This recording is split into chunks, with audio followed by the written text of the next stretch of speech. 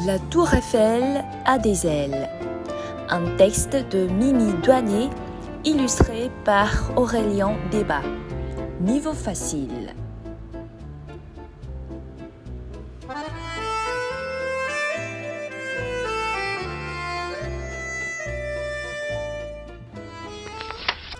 Aujourd'hui, comme chaque jour, la tour Eiffel a reçu la visite de touristes venus des quatre coins du monde. À son tour, la belle rêve de vacances.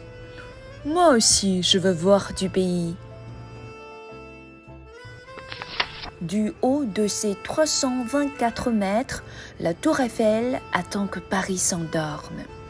Puis la géante remonte à grands pas l'avenue des Champs-Élysées et elle invite l'Arc de Triomphe. « Viens te balader avec moi, mon ami. Nous rentrons au petit matin, c'est promis. » Non. Demain, c'est le 14 juillet. Je dois me reposer avant le défilé. L'Arc de Triomphe bougonne. Puisque c'est ainsi, la tour Eiffel file seule sur les boulevards. Et hop, elle sort de Paris en sautant par-dessus la grande arche de la Défense. La voici maintenant dans les prairies de Normandie.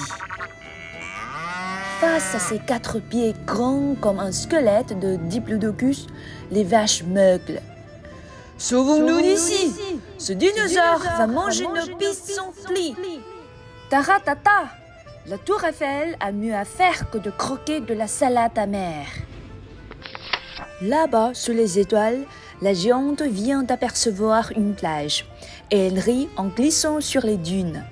« Je vais prendre mon premier pain de mer !» La tour Eiffel fait trompette, mais difficile de flotter avec un corps d'acier qui pèse le poids de 1500 éléphants. Dans l'eau, les phoques de la baie encerclent la nageuse débutante et ils la rassurent. « Nous allons te servir de bouée !» Soudain, une terrible tempête se prépare. Perdus dans la nuit, les pêcheurs crient à bord de leur bateau. « Au secours!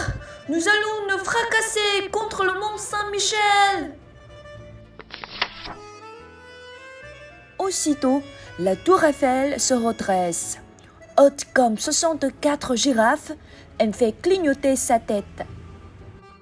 « Nous sommes sauvés! Un nouveau phare éclaire la mer !»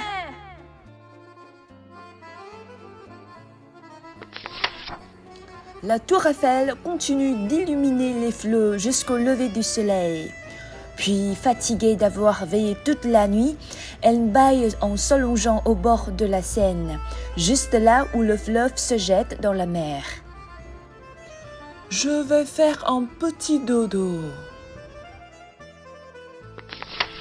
Quel sommeil! La tour Eiffel dort si profondément qu'elle ne voit pas passer les coureurs du Tour de France. En tête de la course, le maillot jaune sifflote. « Super! Plus de détours à faire avec ce grand pont de fer !» Quand la tour Eiffel se réveille, il fait grand jour. « Vite!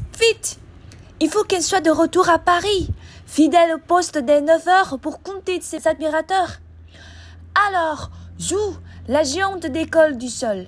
En la voyant traverser les nuages, les pigeons croient rêver. La tour Eiffel a des ailes! Pendant ce temps-là, personne ne s'est rendu compte de son absence, car un épais nuage de brouillard recouvre tout Paris. Du coup, quand la belle atterrit, les touristes s'écrient en levant la tête. « C'est fou! On dirait que la tour Eiffel a bougé !» Le soir venu, bang!